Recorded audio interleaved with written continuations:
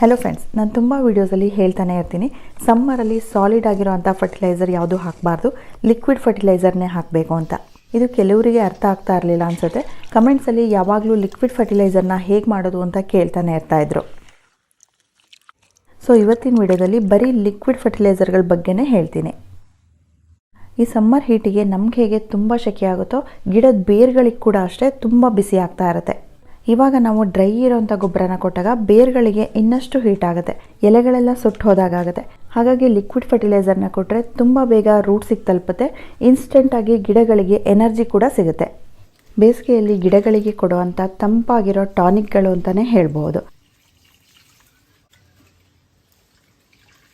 ಮೊದಲನೇದಾಗಿ ನಾನು ತೋರಿಸ್ತಾ ಇರೋದು ದನದ ಗೊಬ್ಬರನ ಯಾವ ರೀತಿ ಲಿಕ್ವಿಡ್ ಮಾಡಿ ಹಾಕೋದು ಅಂತ. ನೀವು ದನದ ಗೊಬ್ಬರ ಬದಲು ಎರೆಹುಳು ಗೊಬ್ಬರ ಕೂಡ ತಗೋಬೋದು, ಅಥವಾ ಯಾವುದೇ ಆರ್ಗ್ಯಾನಿಕ್ ಆಗಿರೋಂಥ ಕಾಂಪೋಸ್ಟ್ನ ತಗೋಬೋದು. ಯಾವುದೇ ಆರ್ಗ್ಯಾನಿಕ್ ಕಾಂಪೋಸ್ಟ್ ತಗೊಂಡ್ರು ಚೆನ್ನಾಗಿ ಡಿಕಂಪೋಸ್ ಆಗಿರೋವಂಥದ್ದೇ ತಗೋಬೇಕು.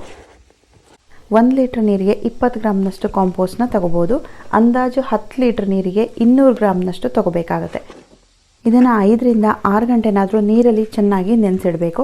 ಬೆಳಗ್ಗೆ ನೆನೆಸಿದರೆ ಸಂಜೆ ನೀವು ಗಿಡಗಳಿಗೆ ಹಾಕೋಬಹುದು. ಈ ಲಿಕ್ವಿಡ್ ಫರ್ಟಿಲೈಸರ್ಗಳಲ್ಲಿ 2 ರೀತಿ ಇರುತ್ತೆ. ಒಂದು 3 ರಿಂದ 4 ವಾರ ತನಕ ನೆನೆಸ್ಬಿಟ್ಟು ಅದನ್ನು ಚೆನ್ನಾಗಿ ಫರ್ಮೆಂಟೇಷನ್ ಮಾಡಿ ಆಮೇಲೆ ತುಂಬ ತೆಳ್ಳಗೆ ಮಾಡಿಬಿಟ್ಟು ಹಾಕೋದು. ಆದರೆ ಇವತ್ತು ನಾನು ತೋರಿಸ್ತಾ ಇರೋದು ತಕ್ಷಣ ಹಾಕೋವಂಥದ್ದು ಅಥವಾ 1 ದಿನ ನೆನೆಸ್ಬಿಟ್ಟು ಹಾಕೋವಂಥದ್ದು. ನೆಕ್ಸ್ಟ್ ನಾನು ತೋರಿಸ್ತಾ ಇರೋದು ಈರುಳ್ಳಿ ಸಿಪ್ಪೆದು ಲಿಕ್ವಿಡ್ ಫರ್ಟಿಲೈಸರ್. ಒಂದು ಇಡೀ ದಿನ ನೆನೆಸ್ಬೋದು ಅಥವಾ 5 ರಿಂದ 6 ಗಂಟೆನಾದರೂ ನೆನೆಸ್ಬೋದು. ಈರುಳ್ಳಿ ಸಿಪ್ಪೆ ಕಲರ್ ಪೂರ್ತಿ ನೀರಿಗೆ ಬಿಟ್ಕೊಂಡಿರುತ್ತೆ. ಈರುಳ್ಳಿ ಸಿಪ್ಪೆ ಬಿಳಿಯಾಗಿರುತ್ತೆ. ಈರುಳ್ಳಿ ಸಿಪ್ಪೆ ನೆನೆಯೋದಕ್ಕೆ ಎಷ್ಟು ನೀರನ್ನು ತೊಗೊಂಡಿದ್ದೀವಿ ಅದರಷ್ಟೇ ಪ್ಲೈನ್ ನೀರನ್ನು ತಗೋಬೇಕು. ಅದ್ರ ಜೊತೆ ಮಿಕ್ಸ್ ಮಾಡಿಬಿಟ್ಟು ಗಿಡಗಳಿಗೆ ಹಾಕೋಬೋದು. ಇದನ್ನು 2 ದಿನ ಅಥವಾ 3 ದಿನ ನೆನೆಸಿಟ್ಬಿಟ್ಟು ಕೂಡ ಹಾಕ್ಬೋದು. ಈರುಳ್ಳಿ ಸಿಪ್ಪೆ ಪೂರ್ತಿ ನೀರಿಗೆ ಬಿಟ್ಕೊಂಡು ಈರುಳ್ಳಿ ಸಿಪ್ಪೆ ಬಿಳಿ ಆಗೋವರೆಗೆ ನೆನೆಸಿಡ್ಬೋದು. ಆಮೇಲೆ ಗಿಡಗಳಿಗೆ ಹಾಕೋಬೋದು. 10 ರಿಂದ 12 ಇಂಚಿನ ಪಾಟಿಗೆ ಅರ್ಧ ಮಗ್ಗಷ್ಟು ಹಾಕಬಹುದು. ಇದರಲ್ಲಿ ಕ್ಯಾಲ್ಶಿಯಂ ಮತ್ತು ಪೊಟ್ಯಾಷಿಯಂ ತುಂಬ ಜಾಸ್ತಿ ಇರುತ್ತೆ. ಹೂ ಬಿಡೋವಂಥ ಗಿಡಗಳಲ್ಲಿ, ಅದರಲ್ಲೂ ಸ್ಪೆಷಲಿ ರೋಸ್ ಗಿಡಗಳಿಗೆ ತುಂಬಾ ಒಳ್ಳೆ ರಿಸಲ್ಟ್ ಸಿಗುತ್ತೆ. ವಾರದಲ್ಲಿ 1 ದಿನ ಈ ಈರುಳ್ಳಿ ಸಿಪ್ಪೆದು ಲಿಕ್ವಿಡ್ ಫರ್ಟಿಲೈಸರ್ನ ಮಾಡಿ ಹಾಕಿದರೆ ತುಂಬ ಚೆನ್ನಾಗಿ ಹೂ ಬರುತ್ತೆ. ಇದನ್ನು ಇಂಡೋರ್ ಮತ್ತು ಔಟ್ಡೋರ್ ಯಾವುದೇ ಗಿಡಗಳಿಗೆ ಹಾಕೋಬೋದು. ಇದರಲ್ಲಿ ತೋರಿಸೋವಂಥ ಎಲ್ಲ ಲಿಕ್ವಿಡ್ ಫರ್ಟಿಲೈಸರ್ಗಳನ್ನು ನೀವು ಎಲ್ಲ ರೀತಿ ಪ್ಲಾಂಟ್ಸ್ಗಳಿಗೂ ಹಾಕೋಬೋದು. ನೆಕ್ಸ್ಟ್ ತೋರಿಸ್ತಾ ಇರೋದು ಬಾಳೆಹಣ್ಣಿನ ಸಿಪ್ಪೆ ಫರ್ಟಿಲೈಸರ್. ಬಾಳೆಹಣ್ಣಿನ ಸಿಪ್ಪೆನ ಒಂದು ಇಡೀ ದಿನ ನೀರಲ್ಲಿ ನೆನೆಸಿಡಬೇಕು.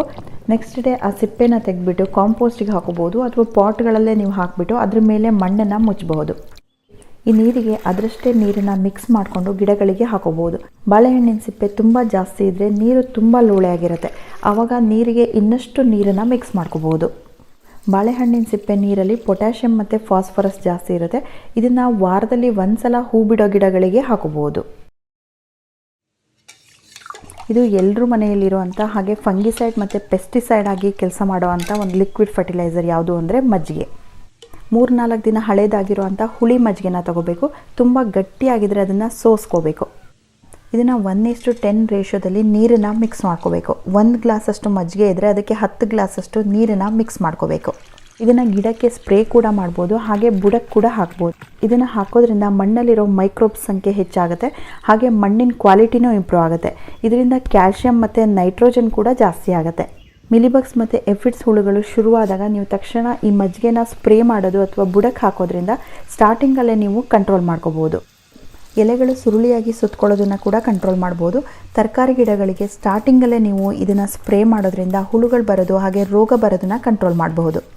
1 ವಾರ ಎಲೆಗಳ ಮೇಲೆ ಸ್ಪ್ರೇ ಮಾಡಿದರೆ 1 ವಾರ ಬುಡಕ್ಕೆ ಹಾಕ್ಬೋದು. ತುಂಬ ದೊಡ್ಡ ಗಿಡಗಳಿಗೆ 5-6 ದಿನದ ಹಳೆ ಮಜ್ಜಿಗೆನ ಯೂಸ್ ಮಾಡ್ಕೋಬೋದು.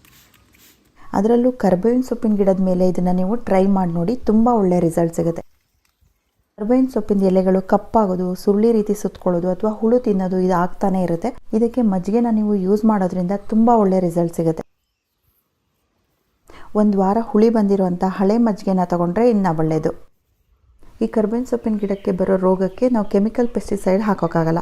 ಎಲೆಗಳನ್ನೇ ನಾವು ಅಡುಗೆಗೆ ಯೂಸ್ ಮಾಡೋದ್ರಿಂದ ನೀವು ಈ ಆರ್ಗ್ಯಾನಿಕ್ ಪೆಸ್ಟಿಸೈಡ್ನ ಯೂಸ್ ಮಾಡ್ಬೋದು. ತುಂಬ ಜಾಸ್ತಿನೂ ಹಾಕಬಾರ್ದು. ದೊಡ್ಡ ಗಿಡ ಆಗಿದ್ರೆ 1 ಗ್ಲಾಸ್ ಹಾಕಬೇಕಾಗುತ್ತೆ. ವಾರದಲ್ಲಿ 1 ಸಲ ಎಲೆಗಳ ಮೇಲೆ ಸ್ಪ್ರೇ ಮಾಡಿದರೆ ಇನ್ನೊಂದು ವಾರ ಗಿಡದ ಬುಡಕ್ಕೆ ಹಾಕ್ಬೋದು. 10 ಇಂಚ್ ಅಥವಾ 12 ಇಂಚಿನ ಪಾಟ್ ಆದರೆ ಅರ್ಧ ಗ್ಲಾಸ್ ಹಾಕ್ಬೋದು. ಮನಿ ಪ್ಲಾಂಟ್ ಗಿಡದಲ್ಲಿ ವೈಟ್ ಫಂಗಸ್ ರೀತಿ ಆಗ್ತಾ ಇರುತ್ತೆ, ಅದಕ್ಕೆ ಕೂಡ ನೀವು ಈ ಮಜ್ಜಿಗೆನ ಸ್ಪ್ರೇ ಮಾಡಬಹುದು. Seaweed liquid fertiliser. ಇದು ಸಮುದ್ರದಲ್ಲಿ ಸಿಗುವಂಥ ಸಸ್ಯಗಳಿಂದ ಮಾಡಿರುವಂಥ ಫರ್ಟಿಲೈಸರ್ ಇದು. ಇದನ್ನು ಹಾಕೋದ್ರಿಂದ ಸಮ್ಮರಲ್ಲಿ ಗಿಡಗಳಿಗೆ ತಂಪಾಗುತ್ತೆ. ಇದನ್ನು ಹೊರಗಡೆಯಿಂದನೇ ಪರ್ಚೇಸ್ ಮಾಡಬೇಕಾಗತ್ತೆ. ಅಮೆಝಾನಲ್ಲಿ ಕೂಡ ಸಿಗುತ್ತೆ. 1 ಲೀಟ್ರ್ ನೀರಲ್ಲಿ 3 ml ಅಷ್ಟು ಮಿಕ್ಸ್ ಮಾಡ್ಕೋಬೋದು. ಇದನ್ನು ಗಿಡಗಳಿಗೆ ಸ್ಪ್ರೇ ಕೂಡ ಮಾಡ್ಬೋದು, ಬುಡಕ್ಕೆ ಕೂಡ ಹಾಕ್ಬೋದು. ನಾವು ರೀಪಾಟ್ ಮಾಡಿದಾಗ ಗಿಡಗಳಿಗೆ ಟ್ರಾನ್ಸ್ಪ್ಲಾಂಟ್ ಶಾಕ್ ಅಂತ ಆಗುತ್ತೆ, ಅದು ಕೂಡ ಇದರಿಂದ ಸರಿ ಹೋಗುತ್ತೆ. ಸೊ ಫ್ರೆಂಡ್ಸ್, ಇದಿಷ್ಟೇ ಅಲ್ಲ, ಫರ್ಟಿಲೈಸರ್ನೇ ಲಿಕ್ವಿಡ್ ಮಾಡಿ ಹಾಕಬೇಕು ಅಂತ ಇಲ್ಲ. ನ್ಯಾಚುರಲ್ ಆಗಿ ಅಥವಾ ಕಿಚನಲ್ಲಿ ಏನು ವೇಸ್ಟ್ ಸಿಗುತ್ತೆ ಅದರದ್ದು ಎಲ್ಲದ ನೀರನ್ನು ನೀವು ಹಾಕಬಹುದು.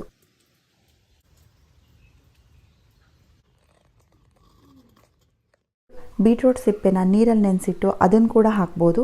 ಮೊಟ್ಟೆ ಮಾಡಿದಾಗಲೆಲ್ಲ ಆ ಎಗ್ಶೆಲ್ಸ್ನ ಪೌಡರ್ ಮಾಡಿಬಿಟ್ಟು ಅದನ್ನು ನೀರಲ್ಲಿ ನೆನೆಸಿಟ್ಬಿಟ್ಟು ಕೂಡ ಹಾಕ್ಬೋದು. ಹೀಗೆ ನ್ಯಾಚುರಲ್ ಆಗಿ ಸಿಗುವಂಥ ಪ್ರತಿಯೊಂದು ವೇಸ್ಟಲ್ಲೂ ಯಾವುದಾದ್ರೂ ಒಂದು ನ್ಯೂಟ್ರಿಷನ್ ಇದ್ದೇ ಇರುತ್ತೆ. ಈ ಸಮ್ಮರಲ್ಲಿ ಸಾಲಿಡ್ ಆಗಿರುವಂಥ ಫರ್ಟಿಲೈಸರ್ನ ಹಾಕಿಬಿಟ್ಟು ಗಿಡಕ್ಕೆ ಹೀಟ್ ಆಗೋದನ್ನು ನೀವು ತಪ್ಪಿಸ್ಬೋದು. ಲಿಕ್ವಿಡ್ ಫರ್ಟಿಲೈಸರ್ಗಳನ್ನ ಹಾಕೋದ್ರಿಂದ ಗಿಡಗಳ ಬೇರನ್ನು ತಂಪಾಗಿರಿಸ್ಬೋದು. ಗಿಡಗಳು ಕೂಡ ತುಂಬ ಹೆಲ್ದಿಯಾಗಿ ಬೆಳೆಯುತ್ತೆ. ಬಯೋ ಎನ್ಸೈಮ್ ಮಾಡಿಬಿಟ್ಟು ಕೂಡ ನೀವು ಗಿಡಗಳಿಗೆ ಯೂಸ್ ಮಾಡ್ಬೋದು. ನಾನಿಲ್ಲಿ ತೋರಿಸ್ತಾ ಇರೋವಂಥ ಬಯೋ ಎನ್ಸೈಮ್ ನಿಂಬೆಹಣ್ಣಿನ ಸಿಪ್ಪೆ ಮತ್ತು ಹಿರಳಿಕಾಯಿ ಸಿಪ್ಪೆಯಿಂದ ಮಾಡಿರೋವಂಥದ್ದು. ಬಯೋ ಎನ್ಸೈಮ್ನ ಟಾನಿಕ್ ರೀತಿ ನಾವು ಗಿಡಗಳಿಗೆ ಉಪಯೋಗಿಸ್ಬೋದು. ನಿಂಬೆಹಣ್ಣಿನ ಸಿಪ್ಪೆ ಮಾತ್ರ ಅಲ್ಲ, ಪ್ರತಿಯೊಂದರಲ್ಲೂ ನೀವು ಬಯೋ ಎನ್ಸೈಮ್ನ ಮಾಡ್ಬೋದು. ಕಿಚನ್ ವೇಸ್ಟಲ್ಲಿ ಏನೇನು ತರಕಾರಿ ಸಿಪ್ಪೆ, ಹಣ್ಣಿನ ಸಿಪ್ಪೆಗಳು ಸಿಗುತ್ತೆ ಅದನ್ನು ಒಂದು ಬಾಟ್ಲಲ್ಲಿ ಅರ್ಧದಷ್ಟು ಹಾಕಿಬಿಟ್ಟು ಅದಕ್ಕೆ ಸ್ವಲ್ಪ ಬೆಲ್ಲ ಹಾಕಿ ಆ ಬಾಟ್ಲು ಪೂರ್ತಿ ನೀರನ್ನು ತುಂಬಿಸ್ಬಿಟ್ಟು ನೀವು 2 ತಿಂಗಳು ಅಥವಾ 3 ತಿಂಗಳಿಟ್ರೆ ಅದರಿಂದನೂ ಕೂಡ ಒಂದು ಒಳ್ಳೆ ಟಾನಿಕ್ ರೆಡಿ ಆಗುತ್ತೆ. ಇದು ಸಮ್ಮರಲ್ಲಿ ಗಿಡಗಳಿಗೆಲ್ಲ ಮಲ್ಟಿ ವೈಟಮಿನ್ ಥರ ಕೆಲಸ ಮಾಡುತ್ತೆ. ಬಯೋ ಎನ್ಸೈಮ್ ಮಾಡೋದಕ್ಕೆ ಆದಷ್ಟು ದೊಡ್ಡ ಬಾಟಲ್ನೇ ತೊಗೊಂಡ್ರೆ ಒಳ್ಳೆಯದು. 2-3 ದಿನಕ್ಕೊಂದ್ಸಲ ಕ್ಯಾಪ್ನ ಓಪನ್ ಮಾಡಿಬಿಟ್ಟು ಒಳಗಡೆ ಇರೋ ಏರ್ನ ಔಟ್ ಮಾಡಬೇಕು. ಬಯೋ ಎನ್ಸೈಮ್ ಯಾವ ರೀತಿ ಮಾಡೋದು ಅಂತ ನಿಮಗೆ ತಿಳ್ಕೊಬೇಕಾದ್ರೆ ನನ್ನ ಚಾನಲ್ನಲ್ಲಿ ಅದ್ರ ಬಗ್ಗೆನೇ ಒಂದು ವಿಡಿಯೋ ಇದೆ, ಅದರಲ್ಲಿ ನೀವು ನೋಡ್ಕೋಬೋದು. ನಿಮಗೆ ಯಾವುದೇ ಲಿಕ್ವಿಡ್ ಫರ್ಟಿಲೈಸರ್ ಮಾಡೋದಕ್ಕೆ ಟೈಮ್ ಇಲ್ಲದೆ ಹೋದರೆ ಆನ್ಲೈನಲ್ಲಿ ಈ ಮ್ಯಾಜಿಕ್ ಬಾಲ್ಸ್ ಅನ್ನೋ ಒಂದು ಫರ್ಟಿಲೈಸರ್ ಸಿಗುತ್ತೆ. ಇದನ್ನು ನೀವು ಗಿಡಗಳಿಗೆ ಈ ಸಮ್ಮರಲ್ಲಿ ಹಾಕೋಬೋದು. ಇದು ಪೂರ್ತಿ ಆರ್ಗ್ಯಾನಿಕ್ ಆಗಿರುತ್ತೆ. ಸಮ್ಮರಲ್ಲಿ ಗಿಡಗಳಿಗೆ ಏನೂ ತೊಂದರೆ ಆಗಲ್ಲ. ನೋಡೋಕ್ಕೆ ಈ ರೀತಿ ಕಾಳುಗಳ ರೀತಿ ಇರುತ್ತೆ. ಇದನ್ನು ನಾವು ಮಣ್ಣಲ್ಲಿ ಹಾಕಿಬಿಟ್ಟು ಅದರ ಮೇಲ್ಗಡೆ ಸ್ವಲ್ಪ ಮಣ್ಣನ್ನು ಕವರ್ ಮಾಡಿದರೆ ಸಾಕು. ನಾವು ಡೈಲಿ ನೀರು ಹಾಕಬೇಕಾದ್ರೆ ಈ ಕಾಳುಗಳು ಮಣ್ಣಲ್ಲಿ ಕರಗೋಗುತ್ತೆ. ಸೊ ಫ್ರೆಂಡ್ಸ್, ಈ ವಿಡಿಯೋ ನಿಮಗೆ ಯೂಸ್ಫುಲ್ ಆಗಿದೆ ಅಂತ ಅಂದ್ಕೊಳ್ತೀನಿ. Thank you for watching.